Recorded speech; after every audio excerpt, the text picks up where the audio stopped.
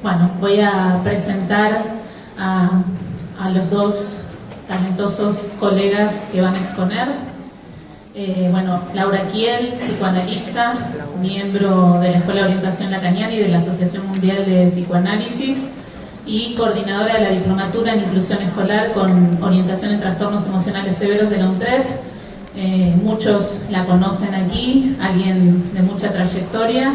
En particular, yo la conozco hace alrededor de 15 años, sé de su apuesta por ese lazo fecundo entre el psicoanálisis y la educación, sé de su transmisión, también fecunda para muchos de los que están aquí, en quienes ha causado un deseo, me incluyo entre esas personas y lo agradezco. Y por otro lado está Aldo Campo González, acá a mi derecha. A él tuve la oportunidad de conocerlo en estos días y también a partir de la lectura de la bibliografía de orientación que figura en la página del Congreso. Y con la lectura de sus textos me encontré con algo que también circuló ayer por el Congreso de diversas maneras y también hoy, que es esta idea de que para producir algo en este campo que estamos tratando de construir, así como para aprender, es necesario estar un poco incómodos e inquietos, ¿sí? La lectura de sus textos me produjo algo de esa incomodidad e inquietud necesaria que a mí me gusta llamar como algo que pellizca en el cuerpo, ¿no? Y que es necesario para que otra cosa se produzca. Lo voy a presentar a él con algunas referencias.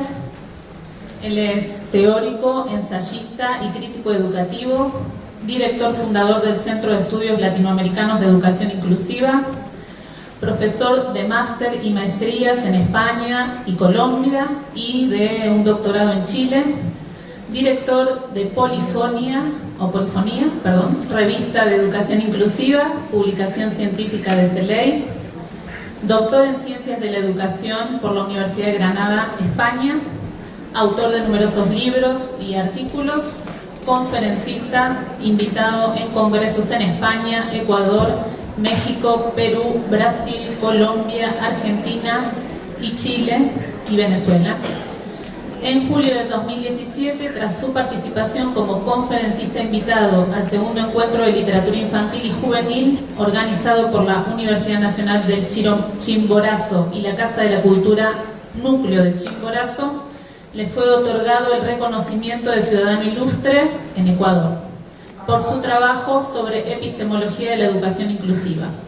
Y en 2018 la Red Iberoamericana de Pedagogía le otorgó el Premio Iberoamericano a la Investigación por la creación de la epistemología de la educación inclusiva también en Ecuador.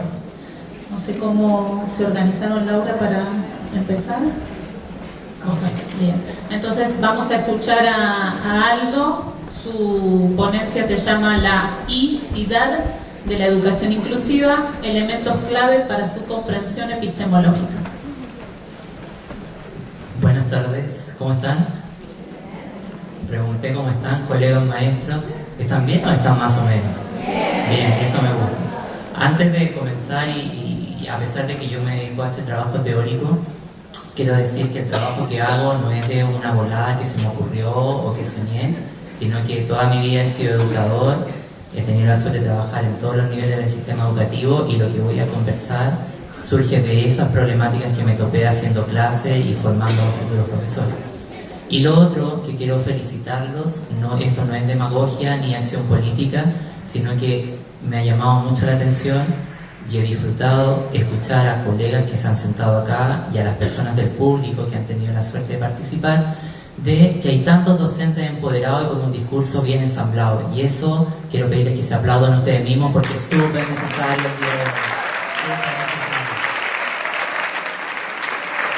Cuesta encontrar espacios donde los educadores tienen algo que decir más allá de los temas salariales, que son sumamente importantes, pero hay otras convergencias, ¿no? Bueno, yo no sé, primero agradecerle a Laura, a su equipo, a la Daniela, que siempre estuvo ahí escribiéndome, por esta invitación. No sé si el tiempo nos vaya a dar para mostrar todo lo que yo preparé, pero me gustaría un poco comentarles que la presentación va a girar en torno a algo que se llama laicidad o los múltiples usos de I, o lo que hay entre medio del sintagma educación inclusiva, es decir, lo que queda entre medio de estas dos palabras que hoy día tanto se ocupan. Bien, bajo ningún punto de vista lo que voy a mostrar, quiero que ninguno de ustedes esté de acuerdo conmigo porque no es mi intención. Si no están de acuerdo me lo dicen y no pasa nada, pero esto es algo que me ha preocupado en los últimos 6 años, de entender epistemológicamente qué hay detrás de esta idea de inclusión, o qué es la inclusión finalmente cuando hablamos, porque hay un conjunto de errores de aproximación al objeto de la inclusión y al propio término cuando hablamos, y el primero es confundir o travestizar esto con la educación especial, ¿no? Son dos cosas totalmente distintas. No quiero decir que estoy en contra de la educación especial, estoy diciendo que cuando hablamos de inclusión hablamos de todo el campo de la ciencia educativa, mientras que confundirla con la educación especial conduce a poner en riesgo la propia educación especial, a satanizarla y a querer destruir la educación especial. Entonces eso hay que tenerlo muy claro. Bueno, dicho eso, yo preparé, lo primero que me gustaría comenzar es la inclusión, analizarla como fenómeno estructural, porque aquí estamos en un problema más complejo, y además estoy súper complicado porque nunca estoy haciendo un ejercicio de hablar sentado por primera vez, entonces esto también es un aprendizaje para mí, ¿no? La inclusión como fenómeno estructural es lo primero que quiero mirar, luego que revisemos algunas cositas de una posible epistemología y que cerremos sobre los conceptos, porque aquí hay varios errores en los conceptos que se ocupan, en teorías que se recurren, etc.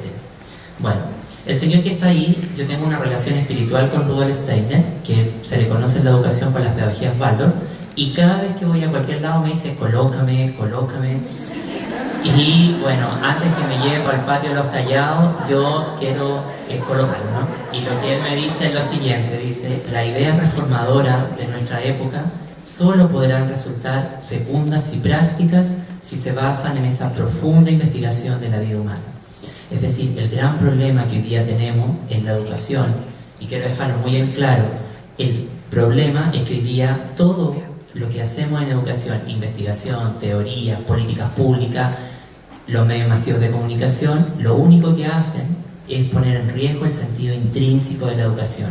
Hoy día en todo nuestro continente todo es mejore la calidad, que los conceptos calidad y educación inclusiva son irreconciliables, en teoría no son sinónimos ni pueden estar relacionados, y toda esta lógica de errores de aproximación lo único que está llevando es a perder o a poner en riesgo el propio sentido de la educación.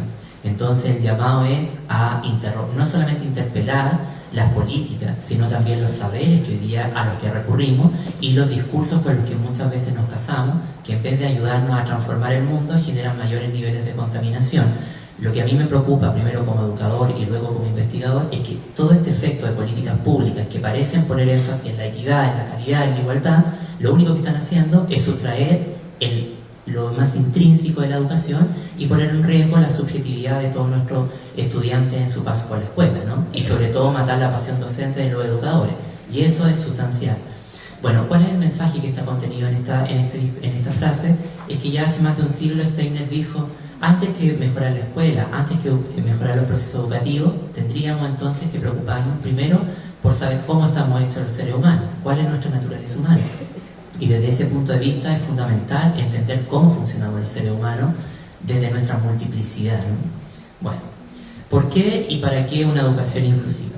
Lo primero, desde mi posición teórica, y siempre hablo de mí, ¿no? Por eso digo que no me interesa que ninguno de ustedes esté de acuerdo conmigo, es que la inclusión no es una práctica de acomodación o una práctica arbitraria, como todas las políticas públicas hoy día lo describen, bajo un efecto multicategórico. ¿Qué quiere decir esto? Es que la inclusión finalmente es un proyecto político, porque no es una relación eminentemente pedagógica, y al ser un proyecto político tiene entonces que cuestionarse o preocuparse por cosas como la identidad, la diferencia, el fracaso, la opresión y la desventaja. Y no es que en la opresión me ponga marxista, pero hay que entender la opresión como un conjunto de frenos sistemáticos que enfrentan profesores, estudiantes y ciudadanos que pueden o no estar marcados por una discapacidad o no. Y lo otro también es que esto de entender la inclusión como un proyecto político, como un proyecto crítico complejo de ciudadanía, de Estado, nos invita entonces a tener en constante revisión, que hablar de inclusión no es sinónimo o no va emparejado a un par dialéctico de exclusión, eminentemente, porque esas polaridades de centro, periferia, son eminentemente eurocéntricas, y esa es una ficción de regulación. Cuando hablamos de inclusión, hablamos de un proceso relacional complejo, donde los espacios se mueven, donde se cruzan los márgenes, donde se desbordan los límites. Entonces, muchas veces los sujetos que en una situación parecen excluidos, no son en otra tampoco tan excluidos.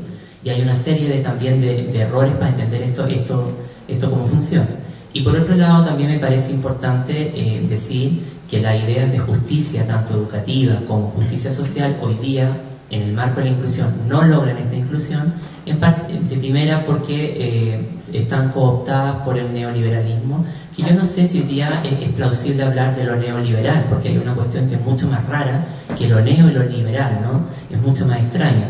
Entonces, por lo tanto, los obstáculos complejos que también tenemos en las escuelas y cómo esto va regulando la vida escolar es una cosa que agudiza las distintas formas de exclusión, opresión, discriminación, etc. Cuando digo que hay un problema en la categoría de justicia y de igualdad y de equidad y de inclusión, es que lo que hoy día se impone o lo que hoy día hablamos está regulado desde el centro del capitalismo hegemónico, porque todo lo que estamos acá recurrentemente, ayer y hoy se ha hablado que la escuela tiene que ser abierta a la diversidad, a las diferencias, al género, etcétera, etcétera, etcétera.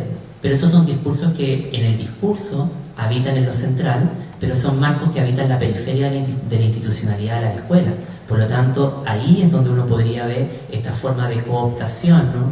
de su intención. Y por otro lado también hay un problema fundamental para entender los marcos de valores al momento de hablar de inclusión y exclusión, ¿no?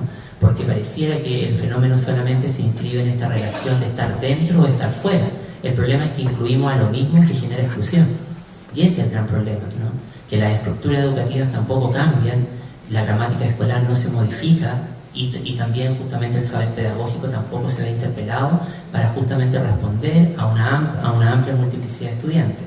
Y hay una cosa que desde la investigación también me parece súper importante poder mirar, es que hoy día esta idea de que la escuela cambia el mundo ya no cambia el mundo de la escuela, ¿no?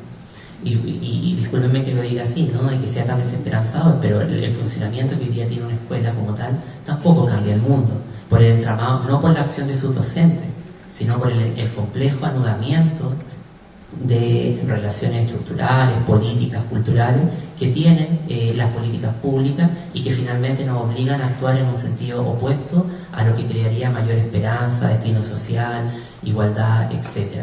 Por lo tanto, para mí es súper importante entender esto desde un punto de vista estructural, más que a lo mejor como un conjunto de relaciones pedagógicas, ¿no? Porque hay que recordar que la sociedad modela la vida escolar, entonces esa relación sociedad-escuela en estos análisis es muy poco abordada. Bueno, si tuviésemos que pensar entonces una idea de inclusión, me gustaría dejar en claro que en el terreno de la inclusión no hay una teoría consolidada, por lo tanto tiene un problema epistemológico o un ausentismo epistemológico, y por lo tanto tampoco hay un problema, tiene un obstáculo pragmático, es decir, no sabemos hoy día cómo generar un currículum, una didáctica y un sistema de evaluación que logre albergar a la totalidad de estudiantes. Por lo tanto, coexisten dos problemas fundamentales, una ausencia de teoría para hablar de inclusión y un problema pragmático que se reduce a la construcción permanente del saber pedagógico. Pero por otro lado también, describir la inclusión en términos teóricos podríamos hacerlo como un conjunto de influencias que son tomados desde campos alejados en su actividad científica a lo que es la propia educación. Por lo tanto, intentando responder a qué sería esta idea de educación inclusiva en términos teóricos, lo primero es decir que no tiene teoría y que esto se ha confundido erróneamente con los fundamentos de la educación especial, ¿no? Generando un híbrido o una nueva visión de educación especial que muchas veces este error interpretativo se vuelve restrictivo y no logra justamente albergar una amplia multiplicidad de estudiantes en sus diferencias, ¿no? Bueno, ¿qué es exactamente la educación inclusiva? Tendríamos que preguntarnos. ¿Es un concepto? ¿Es un paradigma? ¿Es una metáfora? ¿Es un dispositivo heurístico? ¿Es una metodología? ¿O bien una teoría? Sin duda, en ninguno de estos conceptos puede ser albergado hoy día los planteamientos de la educación inclusiva hegemónicos, porque son planteamientos muy de sentido común, ¿no es verdad? Y que surgen de alguna manera de una dispersión o abducción de ideas que son tomadas de distintos marcos del conocimiento. Por lo tanto, si tuviésemos que describirla en términos teóricos, una teoría de lo post, ¿no? aunque Daniela ayer me decía yo soy escéptica de los posts, bueno, esa eres tú, no yo, pero en el sentido de que los posts para mí no tienen que ver con esto de una transición lineal, sino como un complejo rearticulaciones, ¿no? Donde se albergan teorías como lo postestructural, el feminismo, los estudios queer, etcétera, ¿no? Que vamos a revisar a continuación. Por lo tanto, de alguna manera, y ya va a entrar en lo que me compete, la inclusión entonces tendríamos que entenderla como categoría de análisis que enfrenta un problema definitorio particular. ¿Cuál es el problema definitorio particular que enfrenta? Es que participa de las relaciones de poder que justamente interroga y de las representaciones culturales que también ponen riesgo, que cuestionan. Y que estas dos ideas son fundamentales, relaciones de poder estructurales, que son las que generan los marcos de opresión, de discriminación múltiple, etc., mientras las representaciones culturales, el tema del sujeto al que proyecto, ¿no? Bueno, y desde ahí, ¿no? Entonces, reconocer que la inclusión participa de estas relaciones que interpela, implica atender al conjunto de acciones que la sitúan como reflejo de las expresiones del poder a nivel estructural y micropráctico, ¿no? Creo que si tuviésemos que pensar en la formación de un futuro profesor, más que enseñar la inclusión desde aprender los marcos de derecho que históricamente se hace, es fundamental aprender a leer la micropráctica, el conjunto de interacciones en la que los sujetos nos relacionamos y justamente muchas veces somos oprimidos, somos marginados y ofrecemos poder entre uno y otro sujeto que están en nuestro mismo nivel de participación, ¿no? Y desde ese punto de vista entonces es un mecanismo de lecturación del mundo en términos hermenéuticos, si así ustedes lo quieren, ¿no? Y desde ese punto de vista la educación inclusiva como proyecto intelectual, ¿no? Se convierte en un proyecto de resistencia epistemológica, ¿no? Porque busca contrarrestar todos estos marcos conceptuales que justamente generan mayores marcos de opresión, desigualdad, silencia o dificultan el destino social de nuestros estudiantes. Desde ese punto de vista como proyecto de resistencia epistemológica, un poco implica desencializar esta idea de pensar siempre desde lo individual o desde el individualismo metodológico, ¿no es verdad?, en lugar de la inclusión, ¿no? Y también el conjunto de neoconservadurismos que tienen lugar en su propio discurso, porque hoy día el discurso de la inclusión es un discurso súper progresista, pero que poco o nada dice realmente de cómo deshacernos de estas barbaries del mundo que tenemos presentes, ¿no? Y desde ese punto de vista entonces analiza cómo determinados cuerpos de conocimiento se colocan al servicio de la dominación, ¿no? Por ejemplo, la empresa que alberga la propuesta del esencialismo liberal.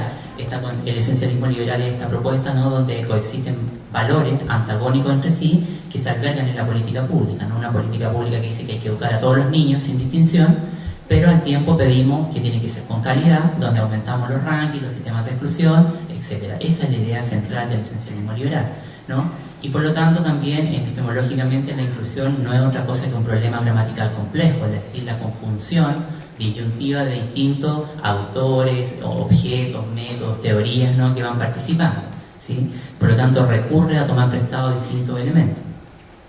Bueno, ¿por qué para mí es una preocupación lo estructural? Primero, cuando hablamos de lo estructural hablamos de cómo las relaciones que crean y garantizan el funcionamiento de la sociedad tienen repercusiones en la vida social y escolar. Cuando uno entiende la inclusión como un proyecto político, un proyecto crítico ciudadano, entiende que esto instala otra subjetividad muy distinta a la que hoy día está presente. Y desde este punto de vista, el gran problema de la justicia que existe, ¿no?, es que la política occidental se funda en una perspectiva homogenizadora de justicia. Eso quiere decir dar a todos lo mismo. Y de ahí es la recurrencia permanente a los universalismos, es negadores de las diferencias.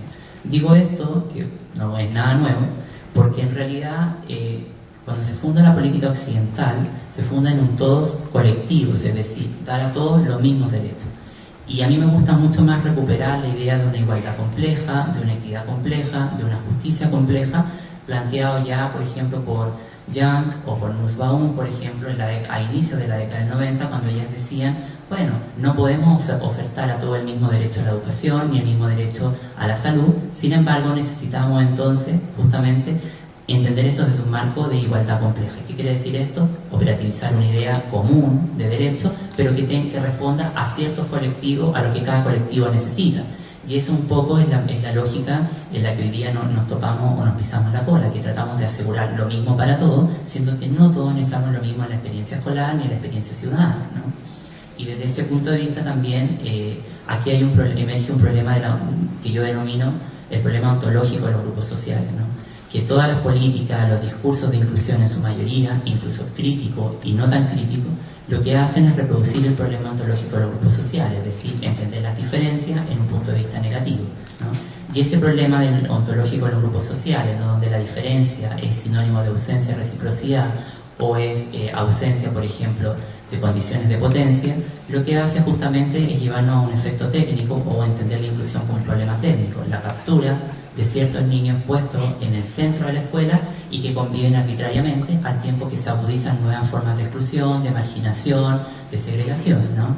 Y finalmente la escuela siempre es un espacio de esperanza y termina matando esa esperanza, ¿no? Y por otro lado también hay un problema donde entendemos la totalidad siempre desde un punto de vista cerrado, ¿no? Y para mí es fundamental entender la totalidad igual, sinónimo, ¿no? Como multiplicidad de diferencias, porque yo lo que veo aquí en el público son distintas formas de ser hombre y ser mujer.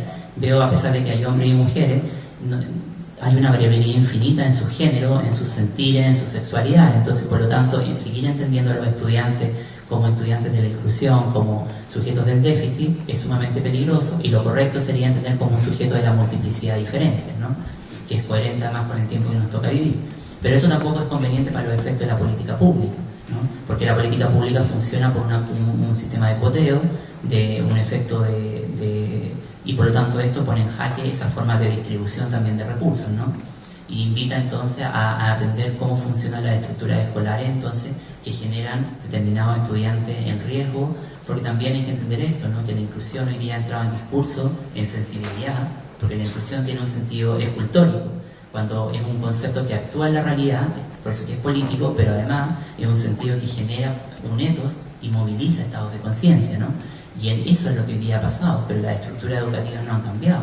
Su funcionamiento desde la investigación tampoco se conoce cómo funcionan aquellas que crean poblaciones excedentes, ¿no? Y ese es un desafío metodológico importante desde la política pública y desde la investigación. Por eso que para mí es súper importante entender el espacio escolar como un universo mosaico, ¿no? Bueno, y finalmente el desafío consiste en comprender cómo las operaciones son sistemáticamente reproducidas en las reglas institucionales del sistema educativo de la propia sociedad, es decir, cómo funciona dentro de esto la exclusión, la opresión, etc. No es lo mismo decir que existe un 45% de niños excluidos a decir cómo realmente esto opera. Porque si uno tuviera que pensar que tienen en común todas estas patologías sociales crónicas, aparecen dos cosas. La primera, que son todas expresiones del poder, ¿no es verdad? Que son además regenerativas, como nos va a decir de Jovener, y también son performativas, es decir, actúan de distintas maneras en la trama social y escolar. Entonces, por lo tanto, todos los que estamos aquí nos vemos cooptados por esta forma de distintas maneras, y no de una forma solamente porque soy pobre o porque estoy en una situación de desventaja exclusivamente. Por eso que hay que pensar estos fenómenos de forma relacional más que categorial, ¿no? Y si alguien que estuviese hoy día aquí me diga yo nunca he sido atravesado por una situación de discriminación múltiple o una forma de exclusión, es un marciano, porque en realidad esto es permanente a todos nosotros, ¿no? Bueno, en el cuadro no sé si se verá, pero ahí aparecen dos formas. El primero es el valor, el segundo que aparece es el valor colectivo, lo que yo les decía del fundamento de la política y del ejercicio de los derechos, ¿no es verdad? Que se basa fundamentalmente en una visión totalitaria y universalista, mientras que lo que debiésemos considerar es un valor distributivo que puntualiza en el pluralismo y en la multiplicidad, ¿no? Pero desde un punto de vista complejo. Bueno, me voy a saltar esto porque ya lo dije implícitamente, pero me quisiera detener en una pregunta que hoy día desde la investigación no es tan clara, y a mí más que a lo mejor dar una gran exposición, me interesa que ciertas ideas queden claritas, ¿no? Lo primero es, si la educación inclusiva no es educación especial, entonces ¿qué es? Eso es lo que tendríamos que preguntar, ¿no? Y desde las políticas públicas, desde la UNESCO, la UNICEF y otros tantos organismos internacionales, pareciera que esto está claro, pero no está tan claro, ¿no? Y en términos teóricos no hay respuesta. Y pareciera que todos los discursos dicen que hay que educar a todos los niños, pero con las estrategias de la educación especial y con los fundamentos de la educación especial. Y si tuviésemos que responder a la pregunta de qué es, bueno, lo primero es que es una lucha contra el fracaso y la exclusión, pero ante todas las cosas en términos teóricos un dispositivo macroeducativo, es decir, es un dispositivo de transformación de todos los saberes que hay hoy día en la ciencia educativa. Porque si quiero entender el currículum pensando en la totalidad de estudiantes, la teoría curricular clásica no me sirve, los sistemas de evaluación se quedan cortos, etc. Y en los tres, si ustedes observan las imágenes que ahí aparecen, están los tres sujetos clásicos hoy día de las políticas públicas de la educación inclusiva a nivel mundial. Es decir, ahí están los primeros que serían los mapuches, como los grupos étnicos, ¿no? Luego vendría el principal sujeto y el principal reduccionismo a la inclusión, que es la persona en situación de discapacidad. Y luego aparece ya mucho más sutilmente los grupos de la diversidad sexual. Sin embargo, cuando uno se pregunta aquí qué sujetos faltan, hay una amplia infinidad de personas que quedan fuera de esta construcción de que aborda la política pública, ¿no es verdad? Entonces aquí nos topamos con el primer obstáculo, que es la violencia epistémica, que afecta a la comprensión ontológica del sujeto de la inclusión, ¿no? Por eso que es un sujeto de la multiplicidad.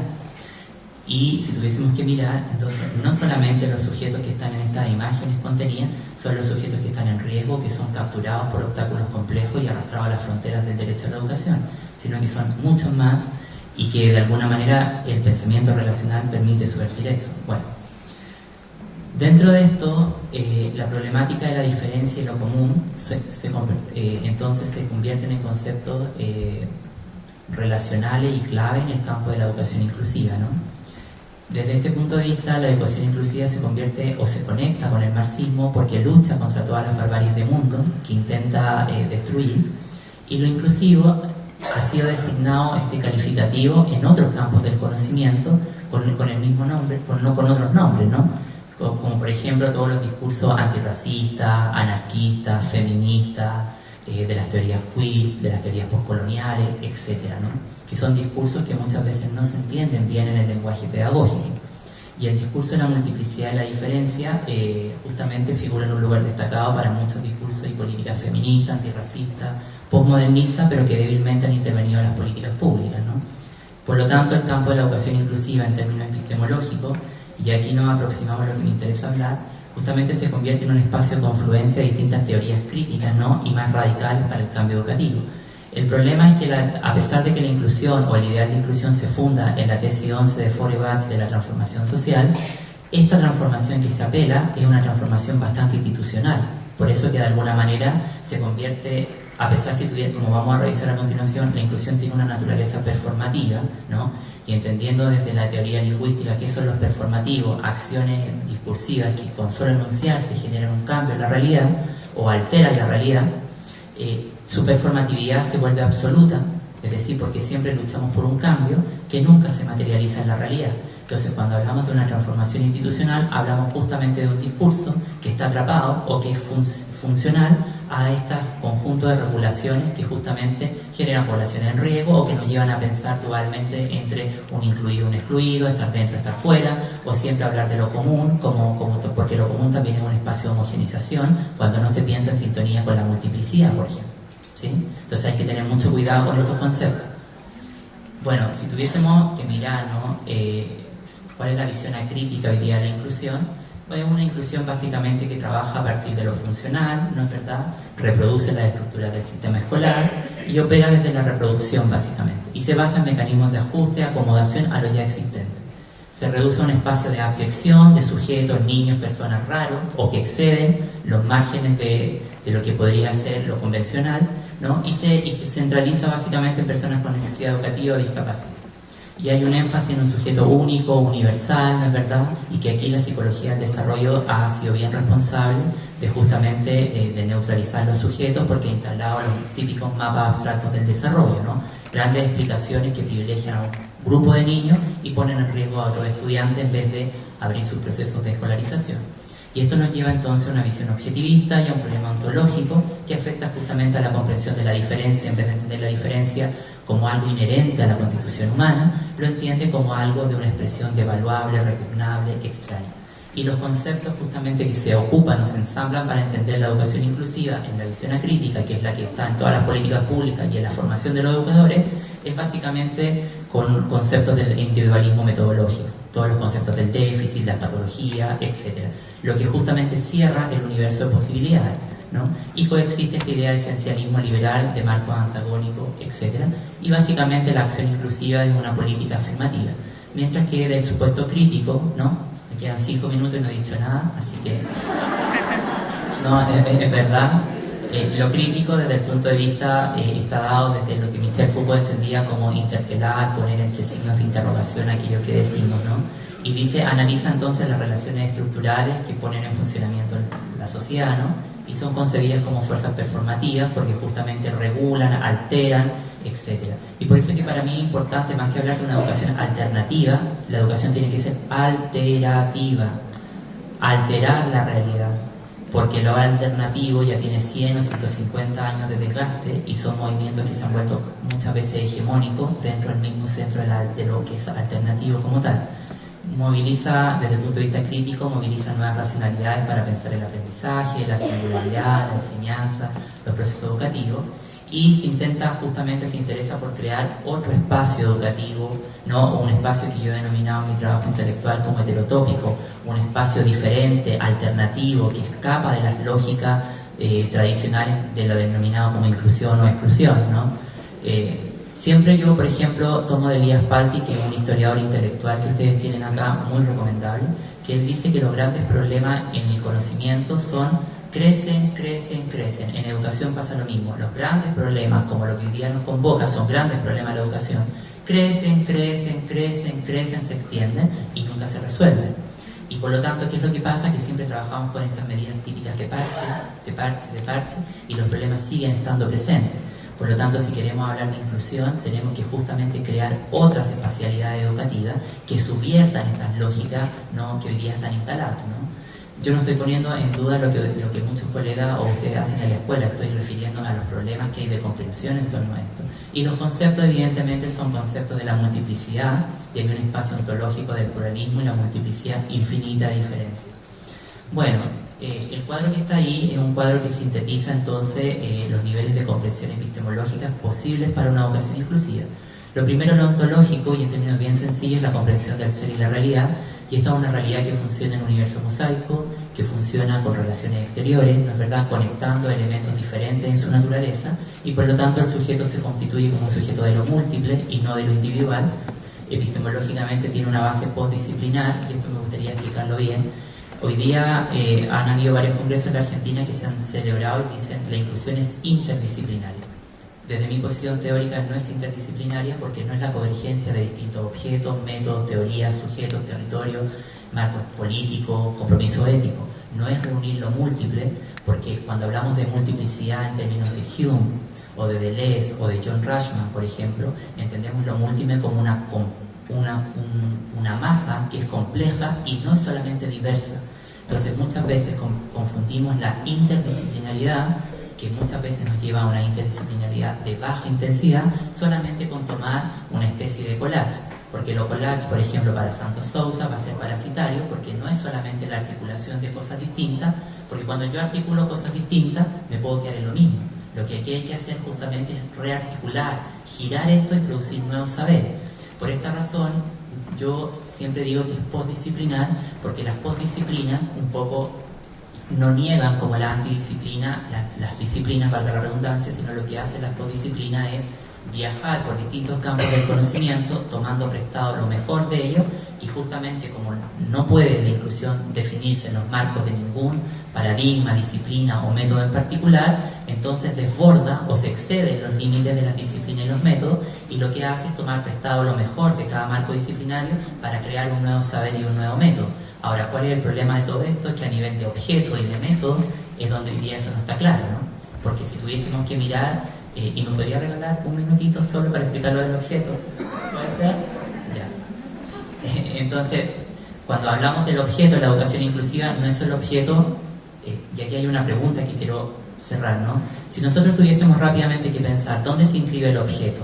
¿En la educación o en la inclusiva? ¿En qué parte del sintagma creen que se inscribe el fenómeno, el problema? ¿En la parte de educación del sintagma o en la parte inclusiva del sintagma?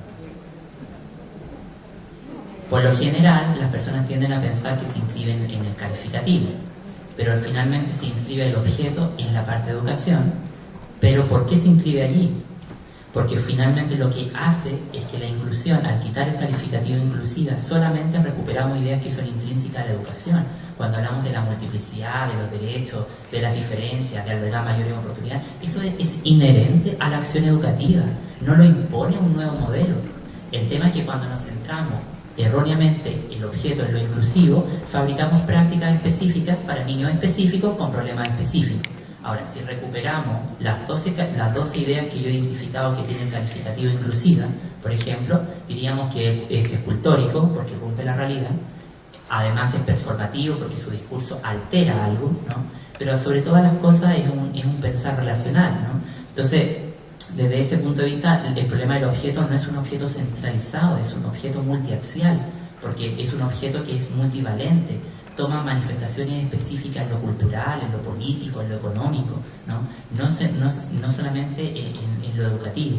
Y desde ese punto de vista, entonces, por eso que me parece más importante lo postdisciplinar como aquello que se trabaja por fuera de la disciplina, ¿no? Y se crea un saber que circula entre distintos intersticios conectados, pero además es un universo conceptual de la multiplicidad, y el tema del método acá no aparece con claridad. Antes de cerrar, y ya porque el tiempo fue así, discúlpame que te quite el tiempo, pero me parece que la educación inclusiva apela a nuestra capacidad de reconocer y comprender la mecánica de la exclusión, lo que yo les decía, ¿no? Cuando aprendamos a comprender cómo funcionan los formatos del poder, realmente vamos a entender qué procesos de inclusión garantizar y preguntarnos a qué queremos incluir a las personas, por quién han sido excluidas y de qué han sido excluidas, ¿no? Entonces, en esta ficción, en este dispositivo de inclusión como regulación ficticia que hoy día se discute, me parece importante recuperar esa idea. Nos invita a trabajar poco a poco hacia nuestra propia reconstrucción y la de nuestros enfoques coherentes con el contexto y poblaciones cambiantes. Si después, no sé si tendremos tiempo para discusión, pero ahí podríamos comentar otras cosas. Muchísimas gracias.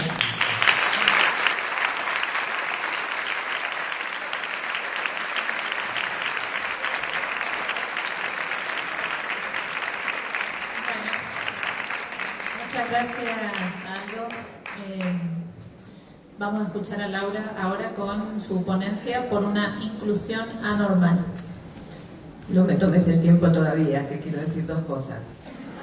Una, que cuando leí en un texto de Silvia Dabrowski una cita de Aldo, me impresionó y dije, tenemos que traerlo, porque era la primera vez que escuchaba con tanta claridad y una perspectiva, una lectura crítica y lúcida respecto de la necesidad de una teoría para la inclusión.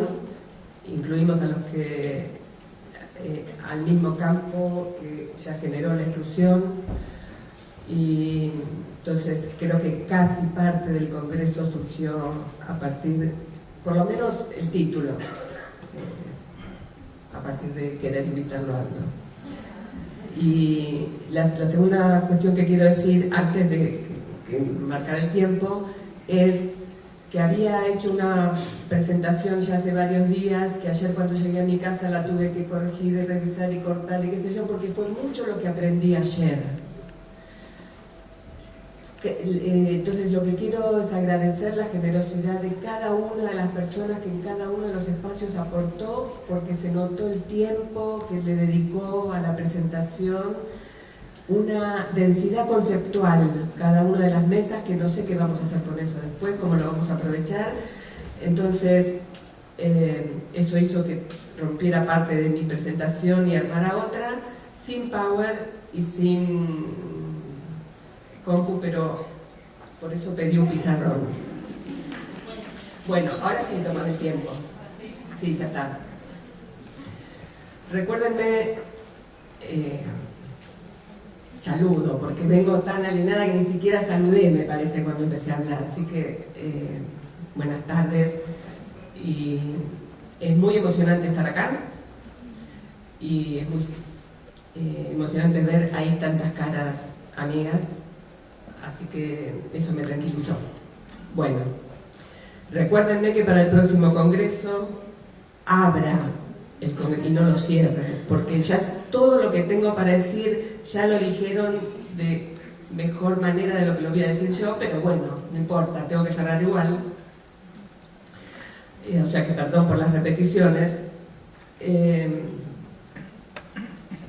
Me dijeron el equipo de docentes de la diplomatura vos tenés que presentar la orientación teórica de la diplomatura, para que la gente se vaya con alguna idea.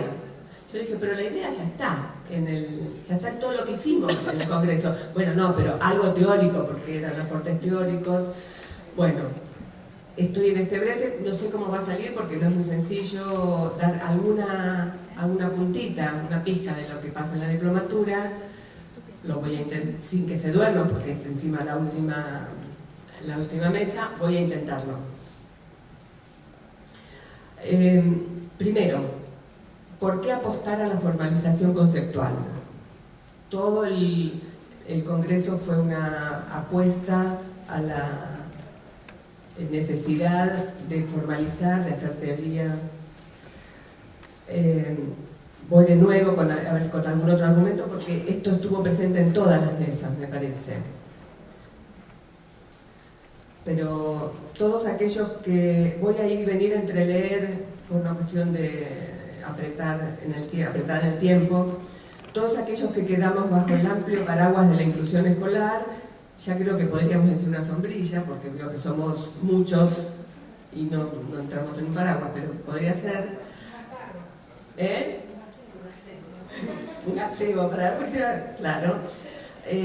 Bueno, todos sabemos que la inclusión es un significante que recoge las banderas de los derechos del niño, llega hacia las escuelas, pero que llega como un imperativo político, con un uso retórico, prescriptivo, pero prácticamente vaciado de contenido, o vacío de contenido, no vaciado, vacío de contenido. Educación inclusiva, pedagogías inclusivas, escuelas inclusivas.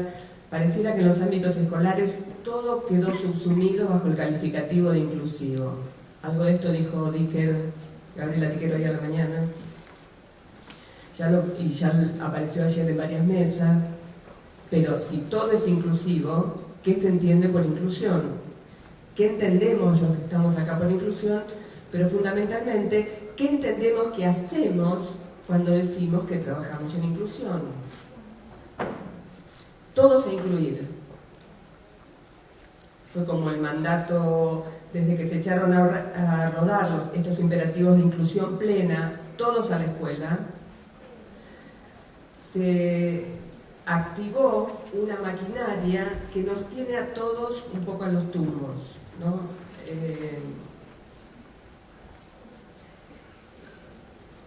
Una de las frases que apareció mucho, lo veo a Leo allá, él lo dijo muy enfáticamente: paremos a pensar. Y a mí me parece que eso condensa fuertemente el espíritu del Congreso, porque en armó un primer todos, la inclusión, que es todos a incluir, más que todos los incluidos o todos los que hay, es todos los profesionales, los docentes, los equipos técnicos, las familias, todos nos largamos a incluir. Esto que decíamos, sin una fundamentación teórica. Entonces, cuando recorremos los documentos, resoluciones, materiales de apoyo que llegan a las escuelas sobre inclusión, comprobamos, ustedes todos habrán, o muchos habrán leído algunos de estos documentos, se suele hablar de prácticas, de políticas, normativas, pero no de fundamentación teórica, no de una orientación teórica. El modelo tecnocrático de gestión actual, apoyado en la supuesta neutralidad de la ciencia, sembró el terreno de la inclusión escolar de buenas intenciones, pero sin una orientación clara.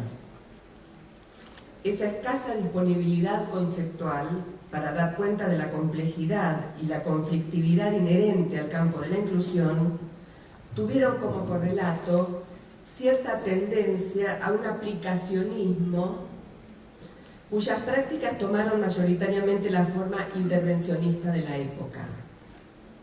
A falta de nociones, bien valen las acciones, supongo. A falta de nociones, uno queda tomado por las coordenadas de la época y pasa a ser un engranaje más en esta maquinaria, reproduciendo algunos rasgos de época. Por eso la referencia ayer a ser contemporáneos, que tomaron las dos personas que presentaron el cuaderno de la Diplo, me parece que tiene que ver con esto, con una advertencia, una necesidad de tomar un poco de distancia y poder hacer una lectura.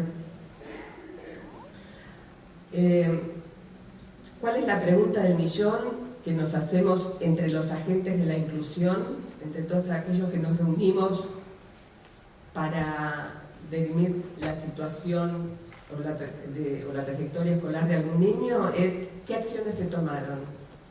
¿Qué se hizo hasta acá? ¿Qué medidas? Es casi la pregunta clave en todo el proyecto de integración.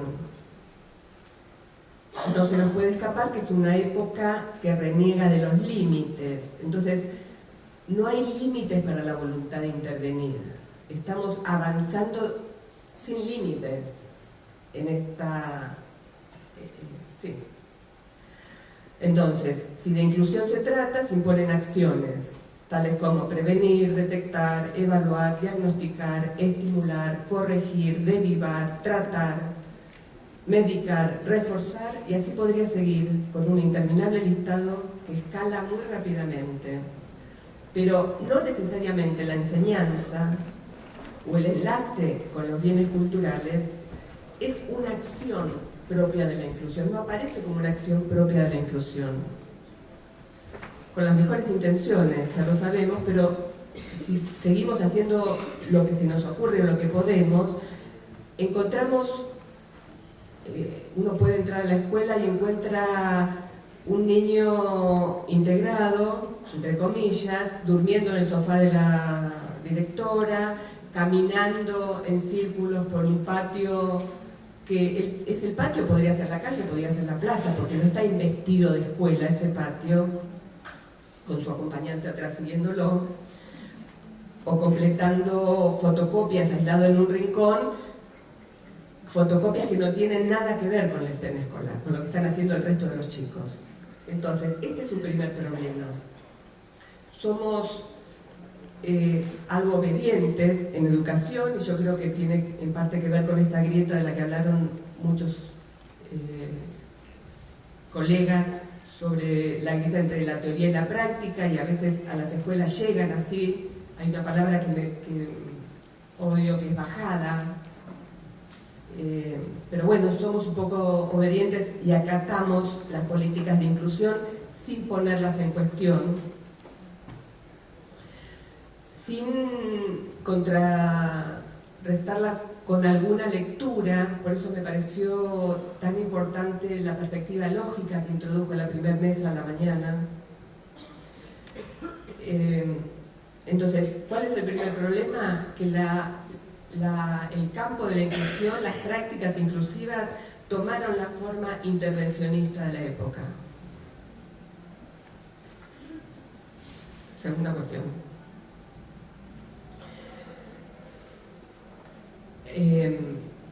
Les pido que me sigan en un pequeño desvío, porque la voluntad, la pretensión de intervenir, de cualquier voluntad transformadora, es muy riesgosa y tiene sus riesgos.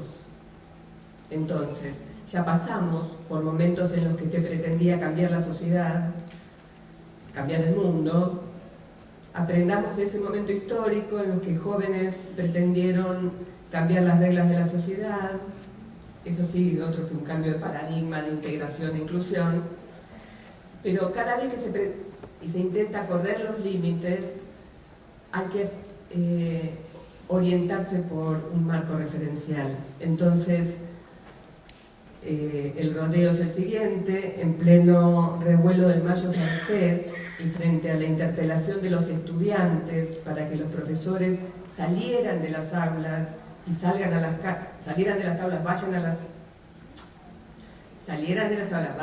calles a transformar el mundo, un psicoanalista francés en ese momento, Jacques Lacan, algunos lo nombraron, produce su propia respuesta en ese momento y presenta casi como un legado una teoría que él la ofrece para interpretar la época.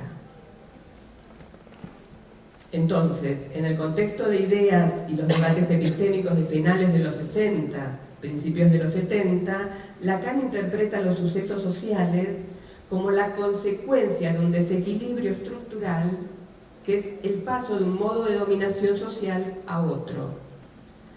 Y esto le permite vaticinar que esa nueva modalidad del lazo social, que él ahí llama discurso universitario, va a generalizarse. Es una herramienta para nosotros fundamental para hacer una lectura de la época. Entonces, pudo anticiparse en varias décadas a los cambios que estamos viviendo hoy. Podríamos quedarnos con la idea de que Lacan fue un genio, cosa que efectivamente lo fue, pero no es mi idea venir a decir esto. Fue la claridad que le aportaba contar con un marco conceptual y un contexto de debate de ideas con otros, porque la verdad que nos sacó los discursos debajo de la galera, lo que le permitió tal anticipación y esa lucidez. Entonces, no queda atrapado en los enunciados, ni en las consignas, ni en las intenciones, lee los hechos sociales que se estaban sucediendo como una transformación en los lazos. Una aclaración. Se suele hablar de ruptura de los lazos, de debilitación de los lazos. En realidad hay distintas modalidades de lazo. No es verdad que ahora no hay lazo social. Lo que pasa es que los lazos sociales actuales no favorecen los vínculos, no favorecen a los sujetos y no favorecen, muchas cosas no favorecen, pero digo, no favorecen los vínculos interpersonales. Por eso se nota tanto en la escuela. Son otras modalidades de lazo, porque si no volvemos a cierto binarismo de hay lazo o no hay lazo, como si el lazo fuera un solo modelo de lazo social. Entonces, bueno, no importa. Si no se trata de la percepción de la tarea en términos personales o prescriptivos o ideológicos, si no se trata de buenas intenciones, ni de un lado están los buenos y del otro los malos, porque a veces pareciera como en una película de Harry Potter, todos los buenos estamos del lado de la inclusión y todos los malos están del lado de la exclusión. Si no se trata de voluntarismos tampoco, entonces ya tenemos una primera conclusión. Se trata de contar con instrumentos conceptuales al servicio de orientar nuestras prácticas. ¿Los convencí? Si no, sigo, porque tengo muchos otros argumentos, pero si los convencí, ¿por qué la necesidad? Podemos seguir con otra cosa. Entonces, para los docentes de esta diplomatura, la teoría de los 4 discursos, que son 4 modos de lazo social, 4 modos de hacer lazo, alguno es más propicio para la infancia, alguno es más propicio para instalar el vínculo educativo que otro, fue desde el inicio nuestra brújula. Ahí nos paramos para construir nuestra orientación. Ayer Lea hizo referencia al vínculo educativo y al triángulo herbertiano en términos de, bueno, externario. Lo que le aporta la teoría de los discursos es que es un esquema cuaternario, entonces lo complejiza un poco. ¿Qué nos aporta? Bueno, eso, en principio complejiza los vínculos porque los plantea con un esquema cuaternario. En toda relación de a dos, entre dos, son 4 los lugares, 4 los elementos y distintas modalidades de lazo. Entonces, yo voy a usar el pizarrón. Porque ayer, después de la presentación de Leo, me fui a mi casa, estaba dando vueltas y había desistido totalmente a ubicar el esquema de los discursos porque no puedo venir, soy un poco maestra ciruela, pero no puedo venir acá a darles una clase. Entonces dije, bueno, lo dejo totalmente afuera, pero ayer en algún momento estaba pensando y se me ocurrió un modo de presentarlo que recoja parte de lo que se trabajó ayer. Si me disculpan, voy a ir.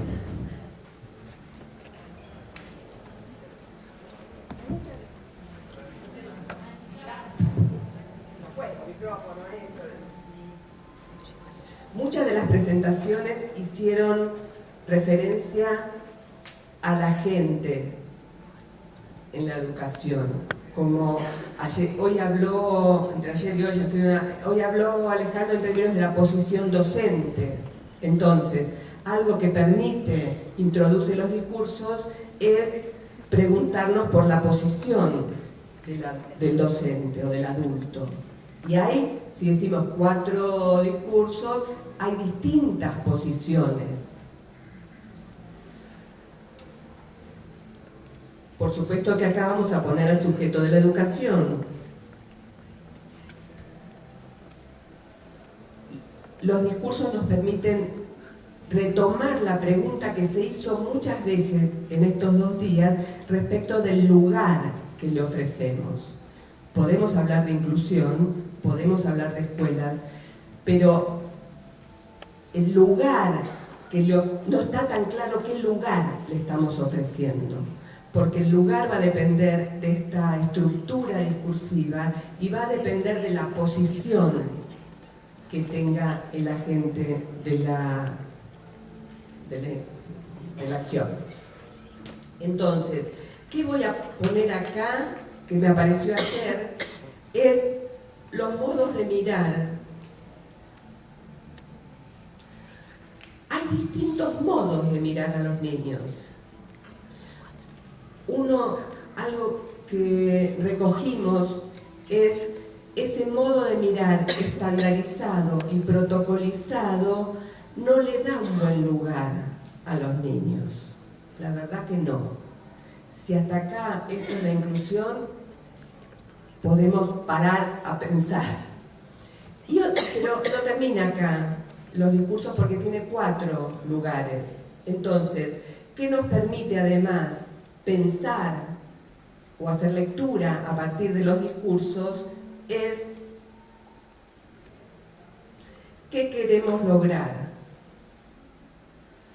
¿Qué pretendemos lograr con lo que hacemos? Esta es una pregunta que no la tenemos muy aceitada. ¿Para qué hacemos lo que hacemos y qué pretendemos lograr? Y por otro lado, debajo de la gente, algo que cada uno de nosotros tiene que hacer como un esfuerzo para ubicar qué hay ahí abajo, es ¿a qué mandato estamos respondiendo? ¿Cuáles son nuestros ideales ahí en juego, que a veces tienen que ver con uno, pero no tanto con el otro?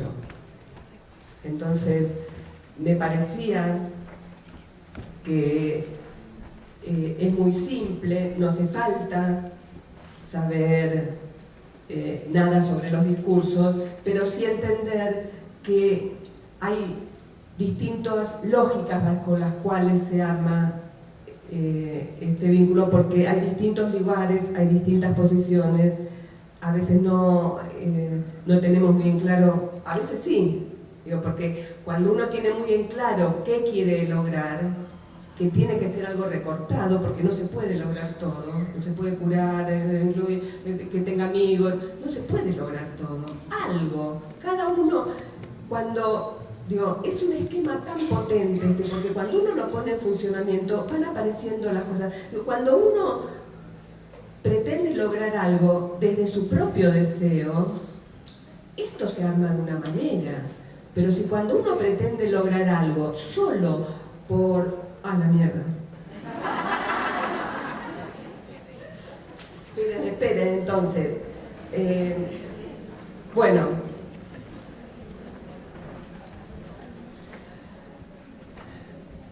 Hay muchas preguntas. Este es un esquema que permite abrir muchas preguntas. O encontrar las preguntas propicias para ir balizando este campo. Yo había ubicado 2 preguntas que las voy a dejar, no lo voy a desarrollar porque no puedo. Una pregunta es por lo colectivo y por lo común, porque no solo el vínculo al otro se puede dar de distintas maneras, los modos de construir colectivos también son distintos. Hay distintos modos de construir colectivos. ¿Cómo se construyen los universales? Algo de lo que dijo Dicker hoy me dejó pensando mucho. Quiero decir algo cortito, que es, hay algo que aprendí yo hoy con Dicker respecto de los colectivos hay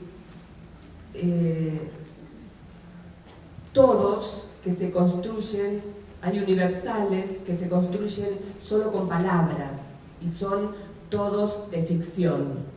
Yo solo diciendo, todos los que estamos acá estamos convocados o concernidos por la inclusión. Fíjense qué fácil que es de cada uno, que no tiene nada que ver uno con otro, armar un colectivo donde hay algo que nos incluye. Pero es un colectivo de ficción y yo lo voy a verificar después, porque yo podría ir a verificar qué pasa con cada uno y después evaluar y después...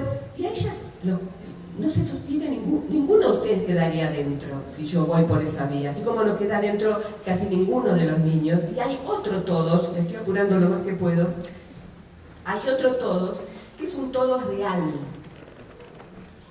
Es el que ubicó Dickeroy. Si uno hace un censo o hace una diferencia entre los escolarizables y los escolarizados, o entre los niños que estaban por fuera del sistema, no podría decir, muchos de los niños con los que trabajamos, que ni siquiera todavía enteran la cuestión del autismo, son niños que estaban afuera del sistema, o sea, tiene que ver con un todo real, porque no hay ninguna ficción que los colectivice. Entonces, no voy a ir por acá.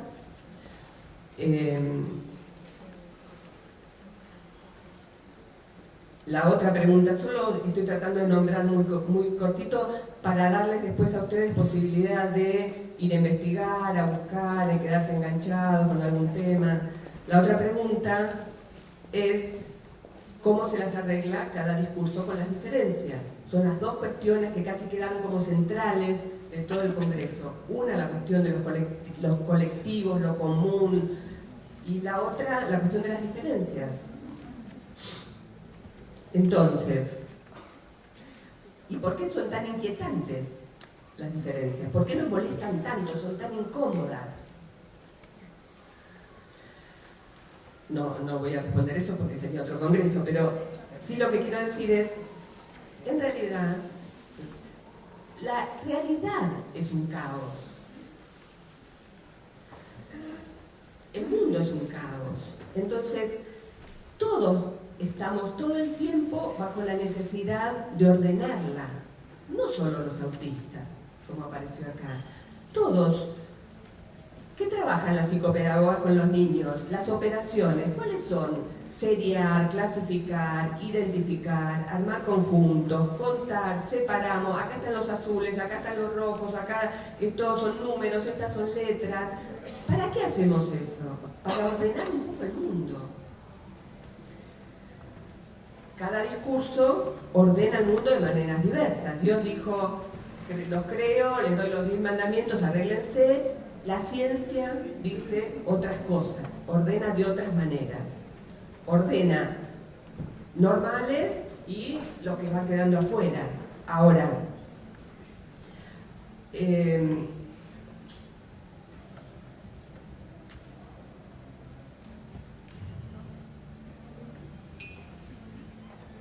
algo que quiero decir.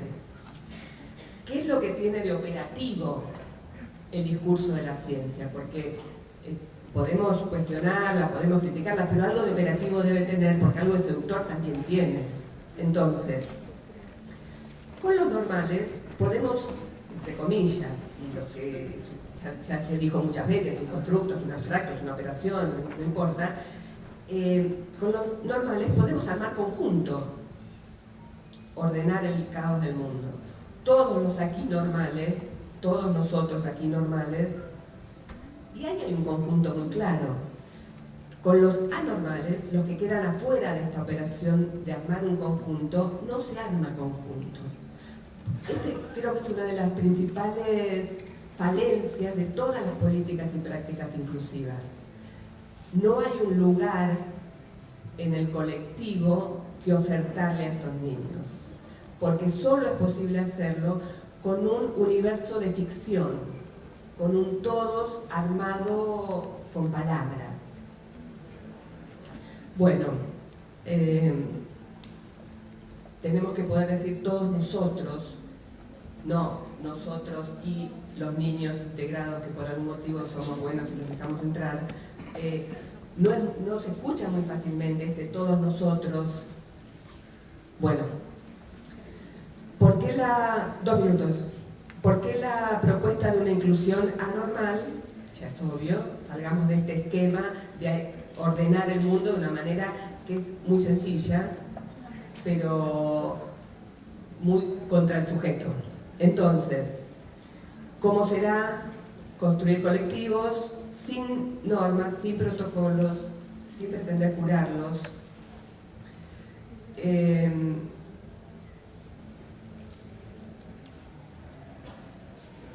¿Dónde está la cuestión central y por qué apareció tanto la cuestión de la normalidad? Porque los niños que devinieron en objeto de inclusión, en su gran mayoría niños con diagnóstico TEA, TES o como quieran llamarlos, son niños que podemos definir como resistentes a la normalización. Entonces, redoblar con una operación de normalización a niños que se posicionan subjetivamente como resistencia a esa operación, es un esfuerzo, no importa que sea agotador, es inútil. Entonces, la presencia en las aulas de tantos y tantos niños cuyas subjetividades resisten a los criterios de normalidad actuales, podría ser una buena oportunidad para los docentes y para todos de apostar a formulaciones de colectivos que no exijan después hacerle un lugar a los integrados.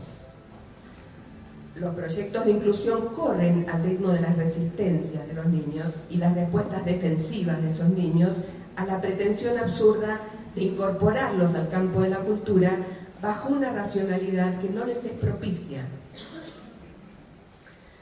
Dejémosle al discurso cientificista actual, que es un modo de nombrar lo que Lacan nombró ahí como discurso universitario, esas intrusiones de pretensión normalizadora de una práctica que siempre parece ir por más, nunca nos alcanza, porque es lo propio de ese discurso. Entonces, de vuelta, paremos a pensar, para cerrar. Cuando decimos que el lazo social es nuestra referencia teórica para pensar la operación de inclusión, estamos diciendo que se trata de garantizar que haya lugares disponibles en el espacio de lo común, de generar las condiciones colectivas propicias que nos incluyan sin necesidad de incluir a uno por uno, esto que decía Silvia hace un rato, de ir a buscar a cada uno y sin pretensión de normalizar a nadie. La educación escolar puede reorientarse y apostar a la conformación de nuevos colectivos o a otros tratamientos de las diferencias. En todo caso, puede permitir que cada cual encuentre sus tratamientos diversos con el arte, la ciencia, la escritura, los recursos culturales, hasta las matemáticas. Entonces, la pregunta que me parece define la escuela de acá los próximos años es: ¿qué van a hacer con las Greta Thunberg? Que se ponen de moda, van a la OEA, los quiere recibir Trump, se planta y le dice a Trump que no. Pero como explicaba ayer Silvia Tendras, tienen intereses fijos y específicos. Son muy cabezones y no negocian, no ceden. Esta chica tiene su mamá, que es una, creo que bailarina o música, que viajaba por el mundo y siendo la mamá de esta joven, dejó de dar conciertos, disculpen, no me acuerdo, no chequeé si son...